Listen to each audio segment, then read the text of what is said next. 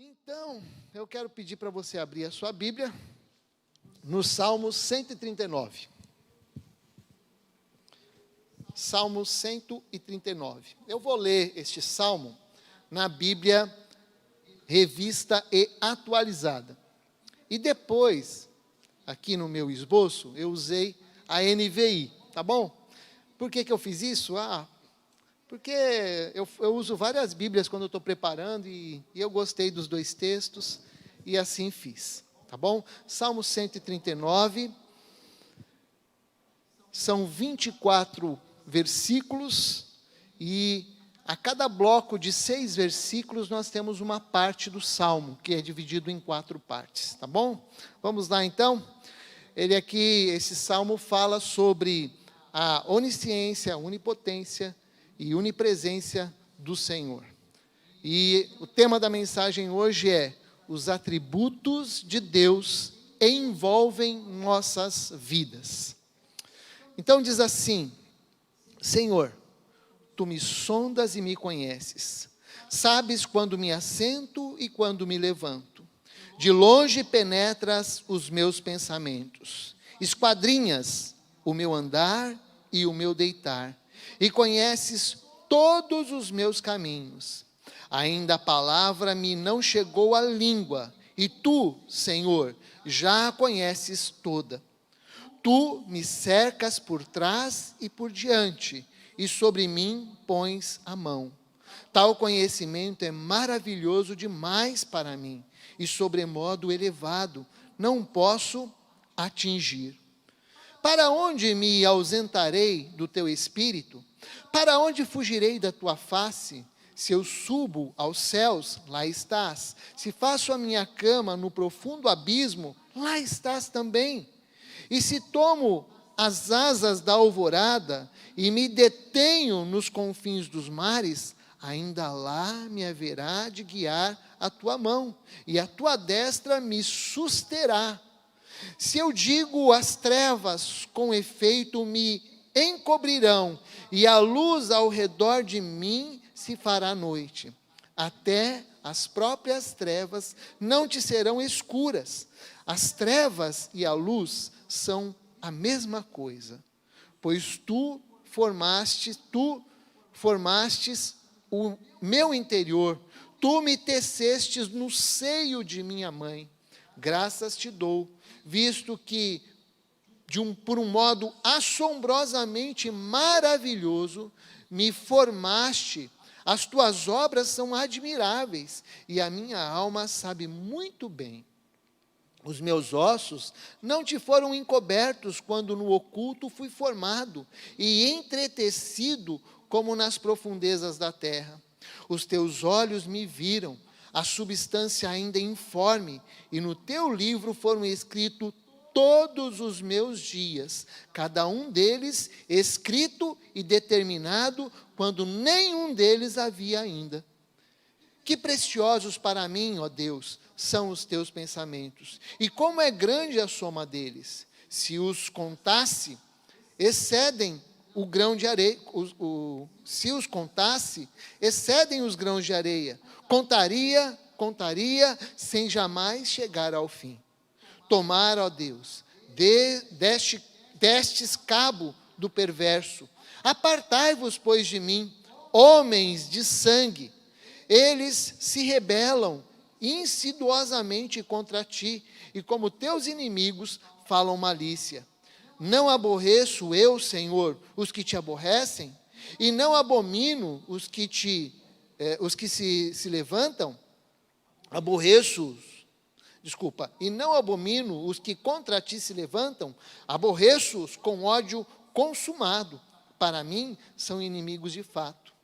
Sonda-me, ó Deus, e conhece o meu coração. Prova-me e conhece os meus pensamentos. Vê se há em mim algum caminho mau e guia-me pelo caminho eterno. Amém. Bom, como disse então, o tema da mensagem hoje é: os atributos de Deus envolvem nossas vidas. A autoria deste Salmo 139, é atribuída a Davi. Na verdade, Davi compôs aí cerca de 70 salmos no livro de Salmos. Muita gente pensa que só Davi foi autor de salmos, mas nós encontramos ali Salomão, Asaf, nós encontramos também, o próprio Moisés fez um salmo que nós temos registrado lá, se não me engano, é o Salmo 91. Então, Davi é o autor desse salmo. E esse salmo, na verdade, é uma oração que é fruto, talvez, de uma pressão que isso nos leva a entender através dos versículos 19, 20, 21. Parece que Davi estava sofrendo alguma pressão por parte dos seus inimigos. E o que não faltou para Davi foram inimigos. Ele teve tanto inimigos internos, dentro lá do país em que ele era rei, seu próprio filho se levantou como seu inimigo, e também ele teve inimigos externos, de outros povos, de outros reis que tentavam e queriam guerrear contra Israel. E nesta oração, Davi faz uma afirmação, por isso que ele começa o salmo dizendo que o Senhor me conhece, Ele me sonda, porque na verdade é como se ele estivesse sendo acusado e sondado pelos seus próprios inimigos, mas ele diz: Senhor, Tu sondas e conheces o meu coração, e não os meus inimigos. O Salmo 39 também é uma oração profunda, é uma oração pessoal, e uma oração riquíssima em informações a respeito dos atributos de Deus. O que é atributo? O que é esta palavra, né? Às vezes alguém não saiba. Então, atributos são particularidades ou qualidades de alguém. São características que são próprias de alguém. Então, isso são atributos. Fulano é bem bondoso, é um atributo, é uma característica da pessoa. Beltrano aí, qualidade de alguém. E aí, Deus tem vários atributos. E dentre eles, nós temos aí, não vou enumerá-los, mas nós temos dois tipos de atributos de Deus, que são os atributos comunicáveis e os atributos incomunicáveis, se assim podemos dizer. Vamos definir isso. O que são os atributos comunicáveis? São aqueles que o Senhor permite que os seus filhos, que as pessoas tenham. Então, por exemplo, Deus é generoso? Ele é generoso. Mas Ele permite que algumas pessoas sejam generosas? Permite, Ele capacita, até dá o dom àquelas pessoas. Existe o dom da generosidade, sabia? Então, tem gente bondosa? Tem. Deus também não é bom? É bondoso. Então, esses são atributos ou características que Deus pode repartir, que Deus pode colocar na vida de cada um de nós. Ele usa as nossas diferenças, dando atributos, dando características que muitas vezes nos fazem parecidos com Ele. E aí a gente pode pegar bondade, misericordioso, bondoso, tá bom já, né? Já entenderam. E aí, nós temos também os atributos que são incomunicáveis, ou seja, somente pertence a Deus, ninguém mais pode ter essas qualidades, ninguém mais pode ter esses atributos. E este salmo alista 3 atributos que são incomunicáveis, que são onipresença, onisciência, onipresença e onipotência. Essa expressão todas as palavras começam com oni, não é verdade? Essa expressão aí, esse prefixo oni, ele significa todo. Então, quando eu falo que Deus é onisciente, na verdade eu estou afirmando que Ele conhece todas as coisas, que Ele sabe todas as coisas. Quando eu falo que Ele é onipresente, eu estou dizendo que Ele está presente em todos os lugares, que Ele se faz presente independente do tempo e do espaço. E quando se fala que Ele é onipotente, você pode dizer que Ele pode todas as coisas, que Ele consegue fazer todas as coisas, porque Ele é onipotente, Ele pode todas as coisas.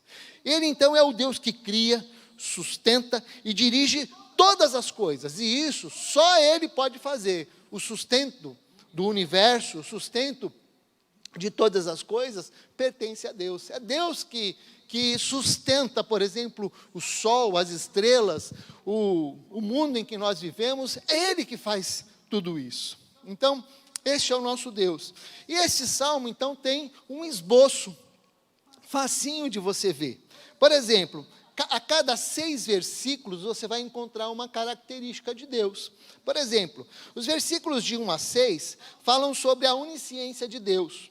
Os versículos de 7 a 12 falam sobre a onipresença de Deus. E os versículos de 13 a 18 falam sobre a onipotência de Deus. E finalmente, a quarta parte, ela fala de um atributo que é comunicável. Embora não cite ali, mas nós temos ali discretamente a informação de que Deus é santo e que Ele consegue, que Ele dividir isso conosco, fazer com que nós sejamos santos. A Bíblia fala, sede santos, porque eu sou santo. Então a santidade, embora pareça uma palavra muito forte, né? Mas a santidade é uma característica que Deus pode dividir conosco. Bom, nós vamos olhar uma a uma. As 3 primeiras partes, então, destacam os atributos de Deus que são incomunicáveis, que são características que jamais nós poderemos ter, então. Mas já esta quarta característica é, então, a santidade. Sejam santos, porque eu sou santo. Bom, e ainda que essas características incomunicáveis, como onisciência, onipresença e onipotência, não possam ser compartilhadas, na verdade, os seus efeitos, de alguma forma, beneficiam nós, seres humanos, nós humanos. Eu digo toda a humanidade, porque o sol cai, ou melhor, sai, né? Se põe e se esconde sobre os ricos e pobres, sobre todas as pessoas, sejam justos e injustos. E essas características de Deus, ela beneficia cada pessoa. A pessoalidade das palavras do salmista, elas também lembram que Ele é soberano sobre os nossos pensamentos, Ele é soberano e nos acompanha onde nós estivermos. Ele nos acompanha, ou nos ajuda na nossa forma de ser, Ele nos conhece todos os dias. Há um cântico que eu pedi, eles cantaram aqui, a gente cantou junto aqui, que diz, Tu és soberano sobre a terra, sobre os céus Tu és Senhor absoluto. Tudo que existe, tudo que acontece, já perdi a letra, Tu és tremendo. Eu sou péssimo para dizer... Mas ele diz, apesar desta glória que tens, tu te importas comigo também. Então, todas essas características de Deus, elas nos atingem, elas chegam até nós. E eu queria então olhar para esse texto e pensar em cada uma dessas características de Deus. Primeiro atributo de Deus, então, que nos beneficia é a onisciência de Deus. Os versos de 1 a 6 dizem assim, Senhor, Tu me sondas e me conheces. Sabes quando me sento e quando me levanto. De longe percebes os meus pensamentos. Sabes muito bem quando trabalho e quando descanso. Todos os meus caminhos Te são bem conhecidos. Antes mesmo que a palavra me chegue à língua, Tu já conheces inteiramente. Senhor, Tu me cercas por trás e pela frente, e pões a Tua mão sobre mim. Tal conhecimento é maravilhoso demais, e está além do meu alcance. É tão elevado que não posso atingir. Então, neste primeiro bloco, o salmista apresenta a onisciência de Deus. Ele começa dizendo assim, Senhor, Tu és aquele que sonda e me conhece. Essa palavra sondar, ela tem a ideia de alcançar o mais profundo. Então Deus conhece o nosso coração profundamente. Senhor, Tu me sondas. Ele declara que Deus sabe mais da sua vida do que Ele mesmo sabe da vida dele. Ele reconhece que Deus o conhece. Os versos 2 a 4 demonstram que Deus conhece cada momento de nossas vidas. Diz o texto: de longe Deus conhece os nossos pensamentos. Certa ocasião, Jesus estava reunido num lugar, numa casa, e então 4 homens trouxeram um paralítico até ele. Eles não conseguiram entrar pela porta, então eles entraram pelo teto. E aí, quando aquele paralítico é levado até Jesus, de uma maneira muito estranha, mas foi a melhor maneira que aqueles amigos conseguiram, ele diz para aquele homem: perdoados são os seus pecados. E aí os mestres da lei, lá, os religiosos daquela época, começaram a razoar nos seus corações: como é que esse cara pode perdoar pecados? E Jesus responde àqueles homens, sem que eles fizessem alguma pergunta, sem que eles mencionassem qualquer coisa. O Senhor Jesus responde àqueles homens. Sabe por quê? Porque Deus conhece o nosso íntimo. Deus conhece os nossos pensamentos. O texto que eu citei está em Marcos capítulo 2, de 1 a 10.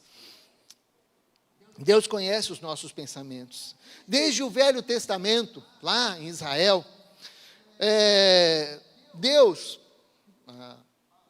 o Senhor Deus sempre nunca foi representado por uma estátua, seja de metal ou de madeira. Nunca, porque a palavra de Deus nos diz que Deus é Espírito. E desde o Velho Testamento, Deus nunca foi representado por nenhuma figura, nenhuma estátua, porque Deus queria que aquele povo soubesse que Ele é Espírito. E Jesus complementou isso dizendo que Deus é Espírito e importa que nós o adoremos em Espírito e em verdade. E aí, o salmista coloca assim: olha, de longe penetras os meus pensamentos. A ideia aqui é que Deus não tem espaço, não precisa respeitar nenhum espaço. Ao mesmo tempo, naquela época, cada cidade, cada país que era cercada por muros, elas tinham os seus deuses. E esses deuses ficavam como que limitados naquele espaço. A ideia aqui, quando o salmista diz: de longe penetra os meus pensamentos, é dizer que o Senhor não é igual aos outros deuses que ficavam presos a um local. O Senhor não está preso a um espaço. Deus conhece os nossos pensamentos de longe, e para Ele não há territórios. Deus conhece as palavras que estão nas nossas mentes. Há um texto lá em Provérbios 15:3 que diz assim: os olhos do Senhor estão em todos os lugares, a contemplar os maus e os bons. Então Ele conhece cada um de nós, e mais, Ele está sempre presente. É claro, nós vamos falar sobre a presença de Deus, mas eu quero focar agora que Ele conhece, e Ele conhece o nosso passado, Ele conhece o nosso presente, e Ele conhece o nosso futuro. Muitos de nós temos traumas, por termos vivido alguma experiência, involuntariamente, vivemos várias experiências na nossa vida. Algumas experiências muito ruins, algumas experiências de rejeição, de medo, de pavor. Talvez alguma experiência você tenha vivido de abuso sexual. Talvez você tenha vivido alguma experiência de... Como é que o pessoal tira sarro ali? É bullying, né? É isso aí. As pessoas trazem, né, alguns traumas, seja de rejeição, seja como for. E uma vez eu estava conversando com um pastor lá da faculdade, pastor Karl Lackler. Ele era conselheiro, e na verdade eu fui ali para me aconselhar com ele. E ele disse o seguinte, ele me ensinou uma oração muito simples, mas muito boa de se fazer, quando nós estamos diante de coisas que nos bloqueiam, de coisas que nos impedem de andar para frente. Ele disse assim: Márcio, Deus é o mesmo ontem, hoje e eternamente. Portanto, naquela situação, Deus estava lá. Talvez você tenha sido abusado sexualmente. Eu quero dizer para você, olha, Deus estava lá. Aí você vai dizer, mas, puxa, se Ele estava lá, por que Ele permitiu isso? Porque existem homens maus. Porque existe maldade onde a gente vive. Às vezes nós passamos por algum acidente. Eu passei por um problema sério. Minha mãe foi atropelada por um bêbado. E muitas vezes eu tive, trazendo isso à lembrança, eu disse, na minha oração, Deus, o Senhor estava lá. Me ajuda a enxergar aquela situação com os teus olhos. Me ajuda a perdoar. Me ajuda a separar, a superar. Me ajuda a ver com os teus olhos. Porque Deus nos conhece. Eu quero dizer para você hoje, aqui, que Deus conhece as tuas lutas. Deus conhece o seu passado e Ele estava lá. Ele pode te ajudar a enxergar essa situação de outra maneira.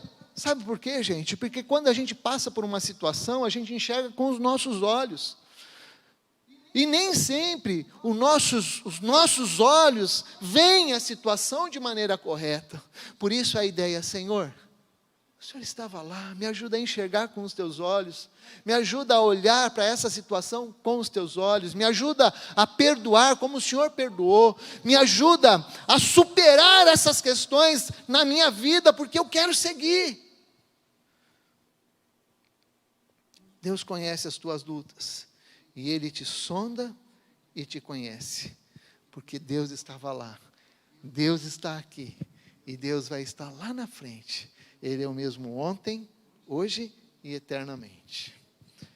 E assim, com uma atitude de espanto e adoração, Davi então enaltece o nome do Senhor, dizendo assim, tal conhecimento é maravilhoso demais e está além do nosso alcance. Está mesmo, nós não sabemos, nós não conseguimos entender a dimensão disso, de que Deus sabe todas as coisas. Deus conhece o nosso pensamento. Segundo lugar, o texto nos diz que Deus é onipresente, ou seja, Ele se faz presente em todos os lugares e em todo momento.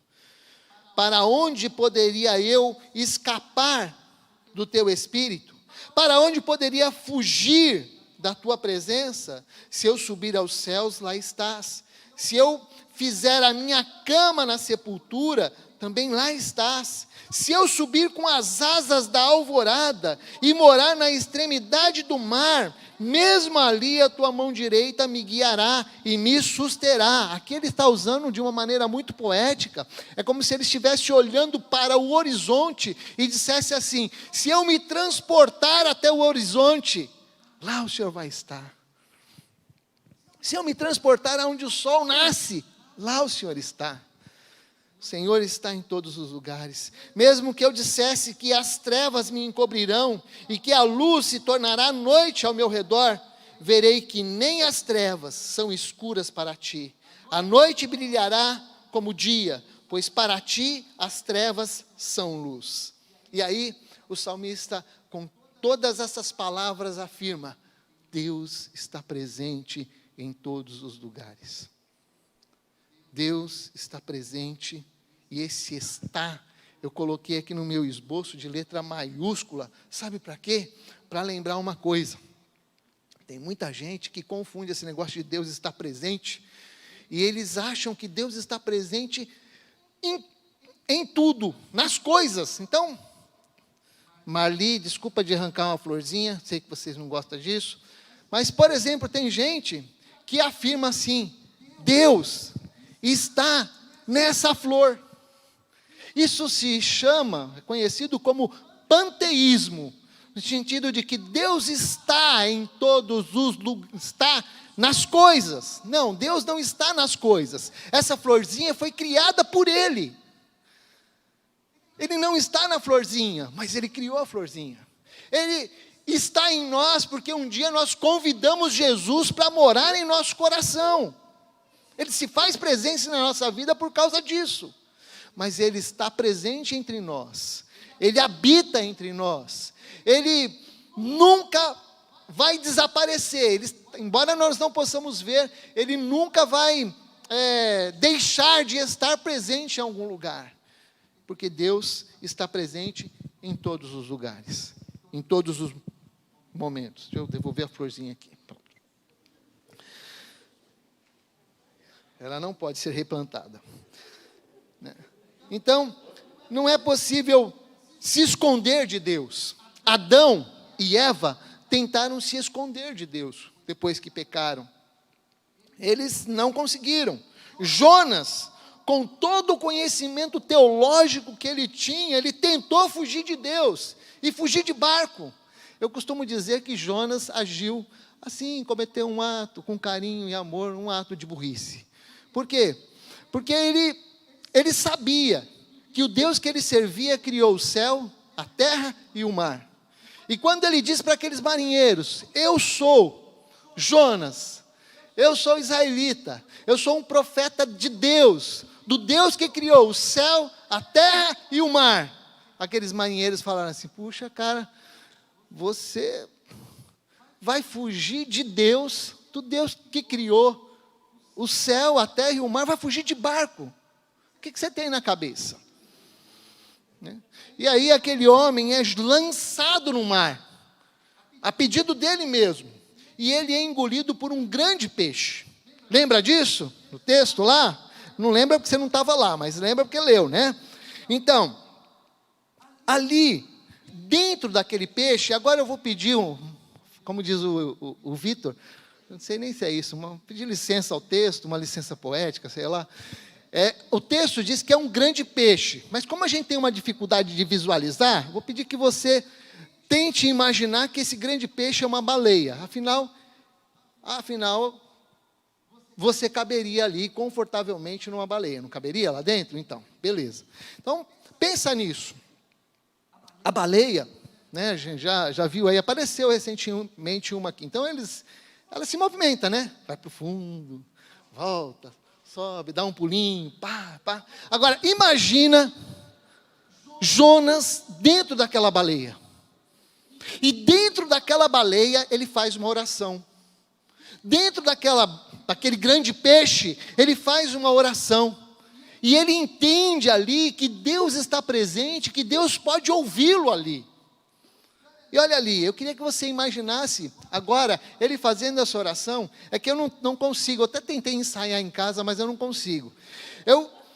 Eu fico imaginando ele fazendo essa oração, né? Senhor, Senhor, tu salvou. E eu fico imaginando aquela oração, ali com todo aquele movimento. E olha lá, imagina comigo.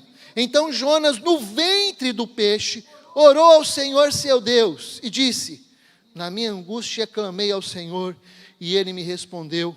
Do ventre do abismo gritei e tu me ouvistes a voz. Pois me lançastes no profundo, no coração dos mares, e a corrente das águas me cercou. Todas as tuas ondas e as tuas vagas passaram por cima de mim. Então eu disse: lançado estou diante dos teus olhos. Tornarei porventura a ver o teu santo templo? As águas me cercaram até a alma, o abismo me rodeou, e as algas se enrolaram na minha cabeça. Desci até os fundamentos dos montes, desci até a terra, cujos ferrolhos correram sobre mim para sempre. Contudo, fizeste subir da sepultura a minha vida, ó Senhor Deus. Quando dentro de mim desfalecia a minha alma, eu me lembrei do Senhor, e subiu a ti a minha oração no teu santo templo. Os que se entregam à idolatria vã, abandonam aquele que lhes é misericordioso. Mas com a voz do agradecimento eu te oferecerei sacrifício, o que votei, pagarei. Ao Senhor pertence a salvação. Falou, pois, o Senhor ao peixe, e este vomitou Jonas na terra. Por que eu pedi para que você imaginasse esta oração dentro do grande peixe? Porque muitas vezes nós passamos por tempestades. As tempestades são difíceis. As tempestades nos tiram, teríamos muitas dificuldades de ficarmos de pé, ou de não engolir água. Talvez a água entraria dentro do barco. Mas nós passamos por tempestades, por dificuldades. E isso, e em todas as situações, Deus se faz presente. Por que eu estou falando isso? Porque você não está livre de tempestades. E olha, eu não estou aqui dizendo profetizando nada, não, mas é possível que você passe por algum problema. Pode passar por um desemprego, pode passar por um problema de saúde, pode passar, de repente, por um problema dentro do seu lar ali, pode passar por uma perda, mas Deus se faz presente em todos os momentos. Ainda que você passe por tantas dificuldades, o Senhor está presente na sua vida. Não é possível fugir do Deus onipresente. Para onde eu poderia me ausentar do teu Espírito? A pergunta é retórica. Não há como se esconder de Deus. Não, no entanto, infelizmente, muitos de nós vivemos e agimos muitas vezes como se Deus não pudesse nos ver. E às vezes, fala a verdade, é mais fácil errar, pecar, sabendo que Deus está nos vendo, do que errar e pecar sabendo que alguém que me conhece está me vendo. Muitas vezes nós perdemos o temor de Deus no nosso coração. Perdemos a ideia de que Ele se faz presente e que Ele é um Deus que se agrada ou se desagrada de nós. E por isso, muitas vezes, não é difícil constatar que muitas vezes agimos e vivemos como se Deus não pudesse nos ver. Não há como fugir da presença de Deus. Também não há como ficar fora dos cuidados de Deus. É interessante porque Deus não está ali apenas para conferir aquilo que você faz, né? De repente, você foi do meu tempo, que o professor às vezes saía da escola, da classe, né? E colocava alguém para marcar, né? Fazer marquinha ali. Ó, aquele fez bagunça, e assim vai. Deus não está presente para fazer xizinho e dizer, mais uma bagunça, mais um erro, mais outro erro. Ele não está presente na nossa vida para isso. Ele também se faz presente na nossa vida para cuidar de nós. O texto diz, olha, se eu fosse morar na extremidade do mar, mesmo ali a tua mão direita me guiaria e me sustentaria. Então, o Senhor também nos guarda e nos sustenta através da sua presença. Este atributo de Deus nos alcança dia a dia. E nem sempre nós vamos ver ou saber que Deus está nos guardando. Eu atravessei uma avenida uma vez, olhando, uma avenida movimentada em São Paulo, olhando para o lado contrário, pensando que os carros vinham do outro. Falei, caramba, eu olhei para o lado errado. E agradeci a Deus, Senhor, obrigado, porque eu poderia ter sido atropelado. Eu só estou falando isso porque muitas vezes nós não sabemos o quanto Deus está cuidando de nós. Eu não gosto de citar historinhas assim que não sejam minhas, mas tem uma que vocês já ouviram, essa você já ouviu. É aquela que você olha na areia lá e tem a pegada de duas pessoas. Ah, é Jesus que está andando comigo. Mas de repente você olha para trás, triste, aborrecido, e fala assim, ah, Deus, o Senhor me abandonou. Aí Deus responde, não, eu não te abandonei. Eu estava te carregando no colo. Eu sei que é uma historinha aí meio manjada, mas é verdade. Muitas vezes nós não percebemos, mas Deus está nos sustentando. Deus está cuidando de nós. E Deus cuida de você. Como diz aquele hino, Deus cuidará de ti. E como diz Romanos, capítulo 8, versículo 35, quem nos separará do amor de Cristo? Deus nos ama e Deus cuida de nós. Deus se faz presente, mesmo quando nós não merecemos, Ele se faz presente.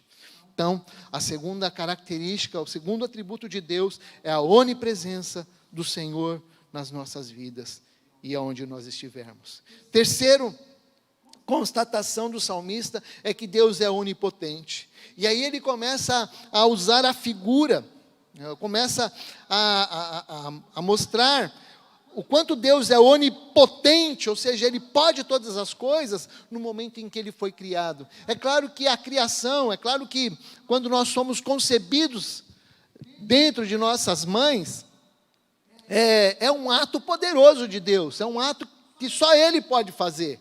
Mas a partir disso, Ele constata que Deus é onipotente, mas Deus é onipotente em outras questões também. Ele cria as coisas do nada, Ele criou então o sol e tantas coisas, porque Deus pode todas as coisas. Mas vamos ao texto. Tu criastes o íntimo do meu ser, e me tecestes no ventre de minha mãe.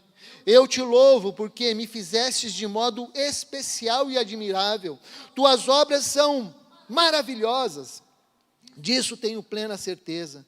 Meus ossos não estavam escondidos de ti, quando em secreto fui formado e entretecido, como nas profundezas da terra. Os teus olhos viram o meu embrião, todos os dias determinados, os teus olhos me viram, e todos os dias determinados para mim, foram escritos no teu livro, antes de qualquer deles existir.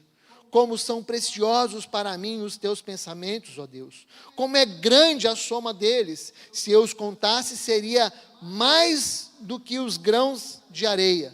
Se terminasse de contá-los, eu ainda estaria contigo. Então, vemos aqui a onipotência de Deus, que é demonstrada na criação do homem. E nós fomos criados como se fôssemos uma obra-prima de Deus. Há um toque pessoal, e é interessante quando nós olhamos na criação, lá atrás, Ele cria tudo pela sua palavra, mas quando Ele vai criar o homem, quando Ele cria o homem, Ele forma o homem, e sopra o fôlego da vida nas suas narinas. Ou seja, o homem é uma criação especial da parte de Deus. Nenhum animal foi criado como nós, mas Deus nos criou como uma obra de arte nas suas mãos. E eu gosto de olhar para esse texto e ver a pessoalidade de Deus em relação às nossas vidas. Deixa eu falar uma coisa importante: o nosso Deus é um Deus pessoal, é um Deus que conhece o seu nome, é um Deus que nos conhece intimamente, e Ele é um Deus pessoal, e Ele chama-nos pelo nome. E veja ali, Ele falando: tu formastes o meu interior. E eu gosto de frisar essa palavra, porque o salmista não está falando que ele formou ali, claro que ele formou o nariz, boca e tudo mais, mas ele está falando que, além de ter formado essa parte externa, ele formou também o seu interior, coração, rim, baço, fígado e tantas outras coisas. Deus fazendo a sua obra dentro de um ser humano que foram as nossas mães. Tu nos formastes, tu formastes o meu interior no interior da minha mãe. Os meus ossos estavam escondidos de ti. Os teus olhos viram a substância informe, ou seja, o embrião que estava ali. E aí nós temos uma base bíblica forte para combater a questão do aborto. Por quê? Porque o Senhor nos vê. O Senhor nos formou ali, ainda quando nós não tínhamos forma alguma. E aí nós temos essa base, o Senhor está formando a gente, e por isso o aborto é algo que Deus desaprova. O verso 16 indica que os nossos dias foram registrados no livro de Deus, antes que qualquer um deles existisse. Então o Deus que nos formou minuciosamente, também planejou todos os nossos dias. E embora Deus tenha planejado todos os nossos dias, o Salmo indica que Ele nos criou também com o poder de decisão. Então, quando Ele diz: Senhor, Tu me sondas e conheces o meu pensamento, Ele nos criou com a capacidade de pensar, Ele nos criou com a capacidade de decidir. ainda a palavra não está na minha boca. E o Senhor já sabe quais são, embora Ele saiba quais são os nossos pensamentos, Ele nos criou com a habilidade de pensar, e consequentemente com a habilidade de decidir. O versículo 20, 19, 20 ali, diz que os homens maldosos também escolheram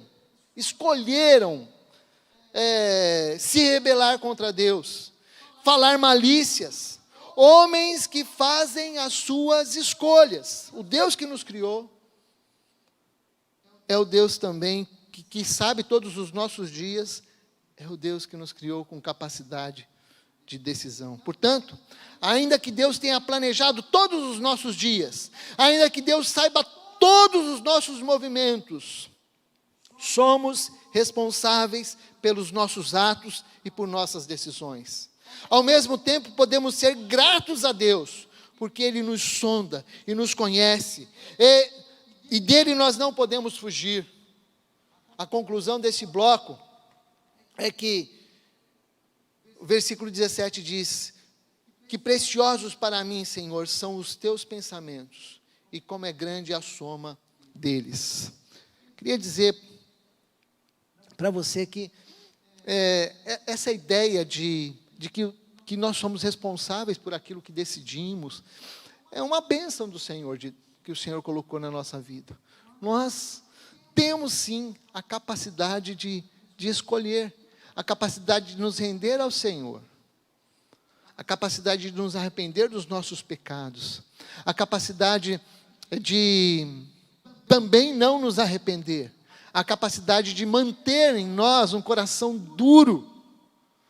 Deus nos criou com essa triste capacidade, e Ele espera também que nós nos arrependamos, que nós nos voltemos para Ele.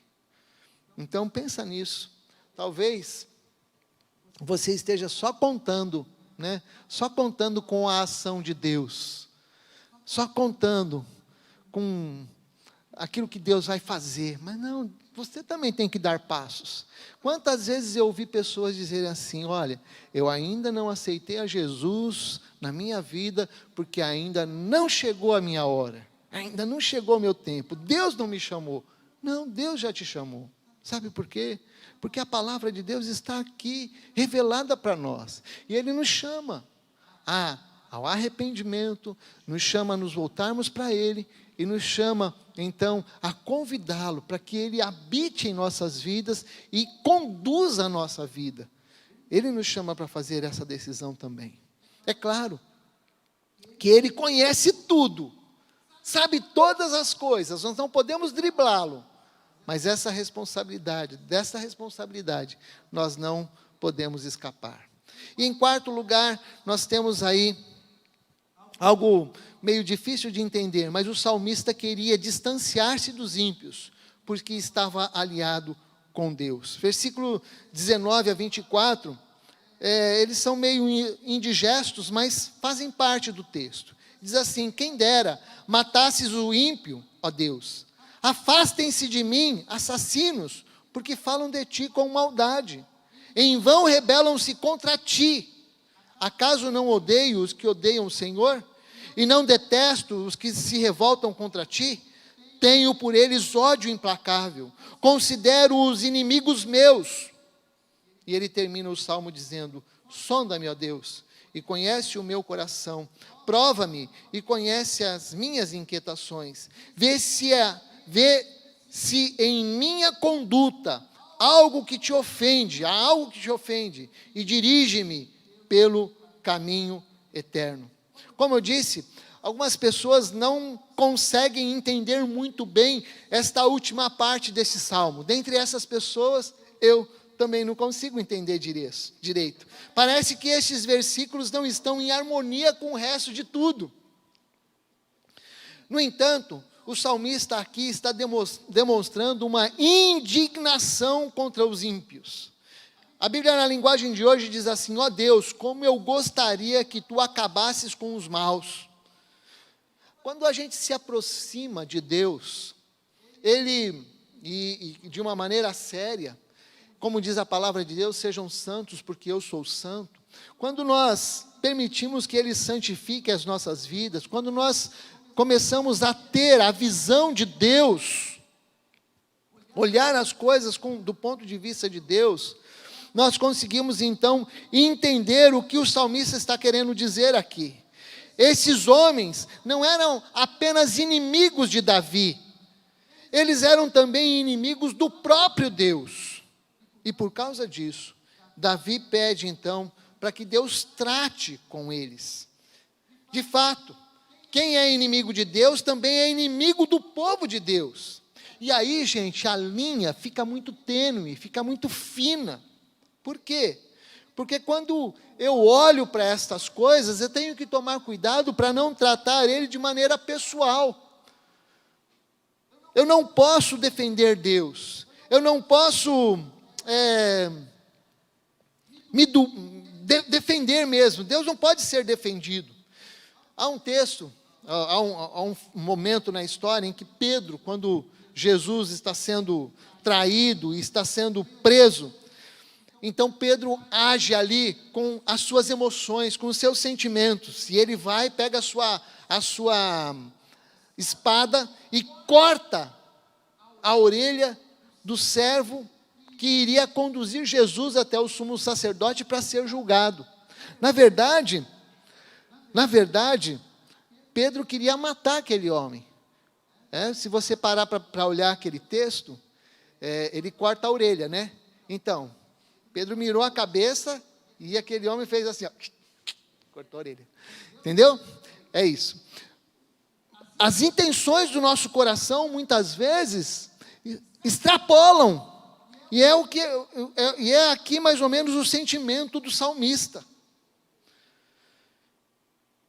Por outro lado, não está errado você submeter os inimigos de Deus ao próprio Deus. É uma reação esperada daqueles que conhecem a Deus. Sabe, quando eu me deparo com os ensinos errados que ofendem a Deus, quando eu me deparo com pessoas que denigrem injustamente a igreja de Jesus, a minha oração é esta: Senhor, eu peço que o Senhor trate com essas pessoas de maneira pessoal. No entanto, é bom lembrar que a Bíblia diz que nós podemos irar, mas não pecar. E existe sim então uma ira que não é pecaminosa, mas como disse, parece ser uma linha muito tênue aqui. E Davi, ele constata que os seus inimigos também eram inimigos de Deus. E por isso ele pede o juízo de Deus para aqueles homens. Ao mesmo tempo, o salmista termina este salmo, talvez, olhando para tudo que ele disse. Ele começa, por exemplo, o salmo dizendo assim: Senhor, tu me sondas e me conheces. E Davi não age com hipocrisia. Ao mesmo tempo que ele pede para que Deus trate com aqueles que são seus inimigos, ele também pede para que Deus sonde o seu coração. E muitas vezes, meus irmãos, nós nos excedemos, até mesmo com zelo. O apóstolo Paulo era um homem sincero, mas ele agiu com zelo, puro zelo, como se pudesse defender Deus. Muitas vezes nós agimos assim. E aquele homem, então, talvez tenha excedido, não sei. Mas ainda que estivesse sendo perseguido, acusado pelos inimigos de Deus, ele não demonstra uma hipocrisia, dizendo assim: Senhor, trata com eles. Não, ele diz: trata com eles, mas trata comigo também. E por isso ele diz: sonda-me, ó Deus, e conhece o meu coração, prova-me e conhece os meus pensamentos, vê se há em mim algum caminho mau e guia-me pelo caminho eterno. É como se ele dissesse: Senhor, eu não posso discernir o meu coração, mas tu conheces os meus pensamentos, tu que me vistes quando eu ainda estava sendo formado na barriga da minha mãe. Eu reconheço que não posso fugir do teu espírito, portanto, sonda-me, prova-me, vê o que te ofende e guia-me dá uma direção para a minha vida. Eu quero encerrar esse momento com algumas aplicações bem importantes. Talvez eu vá repetir algumas aqui, mas eu queria que você parasse para pensar. Eu sempre gosto de lembrar que nós temos esse tema ainda entre nós. Restaura-nos. A restauração é algo que precisa acontecer na nossa vida.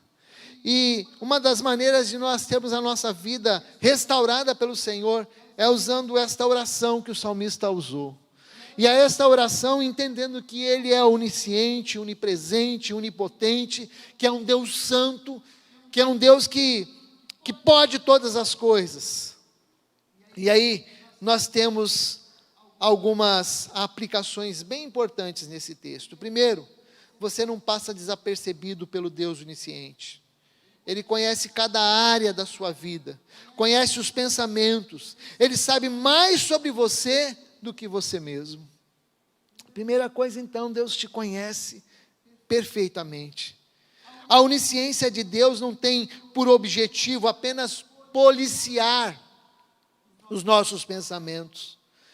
Romanos capítulo 8, versículo 16, diz que o Espírito testemunha ao nosso espírito que somos filhos de Deus. Então eu creio sim, que este Espírito de Deus que habita naquele que tem Cristo como Senhor e Salvador, eu creio que Ele traz as lembranças de que nós somos filhos, mas Ele também ajuda e incentiva a você agir e se comportar como um filho do Deus vivo. Deus é onisciente, e a sua onisciência nos ajuda, está ali para nos ajudar a pensar e a nos comportar e a agir como filhos de Deus. 1 Samuel 16:7 diz que o Senhor olha para o nosso coração. Ele não olha para o nosso exterior, Ele olha para o nosso coração. Ele conhece as nossas motivações e as nossas tendências. Por isso, quais são as tendências do seu coração? O que o seu coração está inclinado? Alguns de nós temos algumas inclinações que são difíceis para nós. Uns têm uma inclinação talvez para a desonestidade, outra inclinação para a mentira, outra inclinação para a pornografia, outro a inclinação para desobediência, para rebeldia. Qual é a inclinação do teu coração? O Senhor o conhece. E talvez você possa dizer assim: Senhor, sonda meu coração, me ajuda a chegar onde o Senhor quer que eu chegue. Deus está presente em todos os lugares. Nós não podemos fugir ou esconder dEle. Não é possível viver como se Ele não estivesse nos vendo. Ele vê. E Ele também vela por nós. Ele está sempre alerta. Ele é um Deus que nos protege. Salmo 121 diz que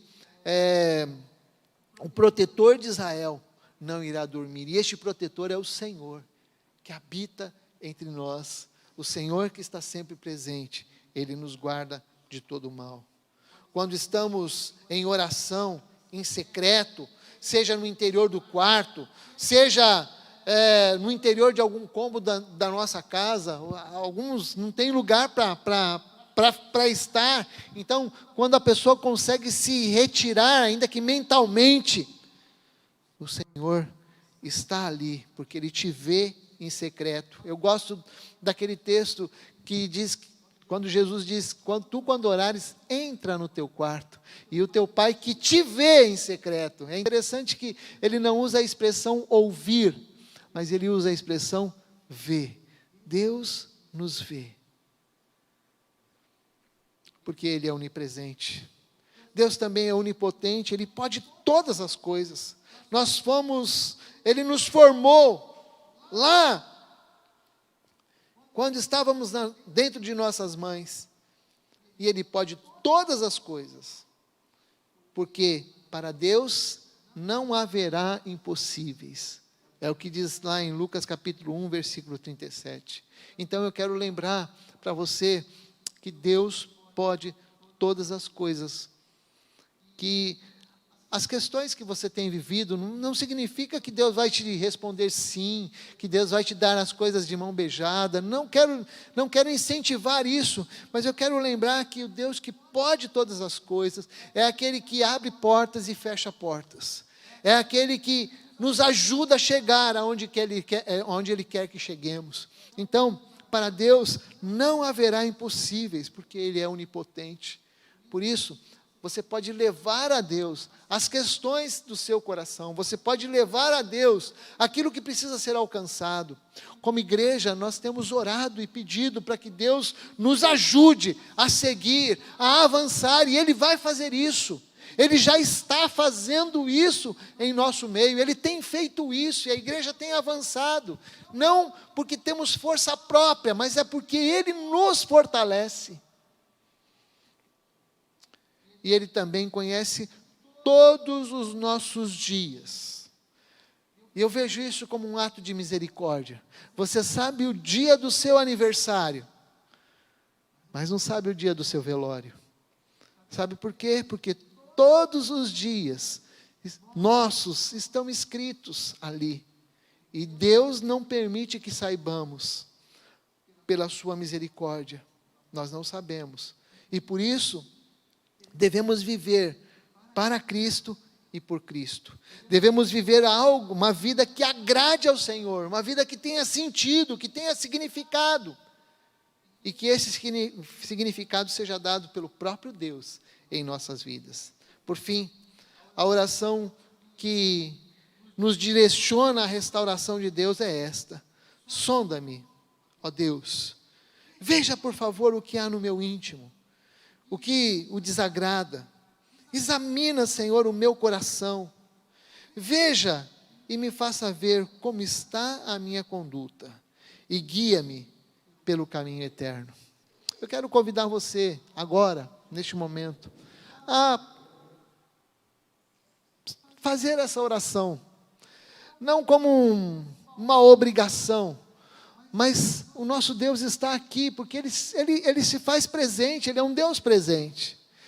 E peça agora, abra seu coração diante de Deus, peça para que Ele sonde o seu coração. Sonda, meu Deus, e conhece o meu coração.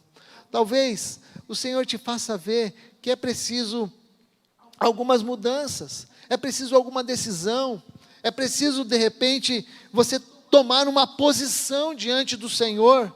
Talvez você tenha se afastado de Deus, e Deus quer trazer você para perto. Então quero convidar você a dizer: Senhor, sonda o meu coração, eu estou longe, eu quero estar perto. Talvez você esteja aborrecido, magoado, seu coração está cheio de mágoa, mas eu quero dizer que o Senhor sonda o teu coração, e Ele pode levar você de uma maneira muito especial a ver, a enxergar essa questão e mudar de atitude. Talvez procurar alguém para se acertar, talvez se voltar para o próprio Deus e: Senhor, eu quero colocar essa questão diante de Ti para que o Senhor conserte todas essas coisas, porque o Senhor é aquele que conserta a nossa história. Quero convidar você a abrir seu coração diante de Deus. O Salmo 142, o salmista diz que ele derrama diante de Deus o seu coração. E eu quero convidar você a derramar seu coração nesta hora, diante do Senhor, porque Ele se faz presente aqui. Queria que essa oração fosse uma oração pessoal mesmo. Você que está em casa, você pode orar também. Que o Senhor nos ajude a nos voltarmos para Ele, como igreja e como crentes no Senhor Jesus. Ore aí em secreto. Ô Senhor, Tu nos sonda e nos conhece. O Senhor sabe o que há no nosso coração. E eu quero colocar diante de Ti a vida dos nossos irmãos aqui, dos meus irmãos, a minha vida, as nossas vidas diante do Senhor. E te pedir, Senhor, que o Teu Espírito, que já habita naquele que te recebeu como Senhor e Salvador, eu quero te pedir, Senhor, que haja um sondar profundo em nossas vidas. E Deus, traz aquele que está distante para perto, Senhor. Traz aquele que está magoado para perto do Senhor. Senhor, traz aquele que está enlutado para perto do Senhor. Cura, Senhor, as feridas daqueles que estão machucados. Senhor, como falamos aqui, traumas, coisas que ficaram lá no passado. Pai, nós queremos trazer a nossa lembrança de que Tu estavas lá. Muda a visão em relação àquilo que tem provocado traumas, dores, dificuldades de avançar. Senhor, tira a trave, tira, Senhor, aquilo que está impedindo de ver, tira a névoa, Senhor, a escuridão. Rogamos, Senhor, a Tua bênção sobre essas pessoas. E, Senhor, como é difícil a gente se achegar a Ti, como é difícil abrir o coração diante do Senhor, como é difícil, Senhor, expor diante de Ti os nossos erros, os nossos vícios, as nossas dificuldades, mas em nome de Jesus, nós queremos expor diante de Ti as nossas vidas, Pai. Opera em nós, opera em nosso coração, na nossa mente. Muda, Senhor, os nossos sentimentos, se assim podemos falar, que os nossos sentimentos não nos enganem mais. Traz maturidade no meio de nós.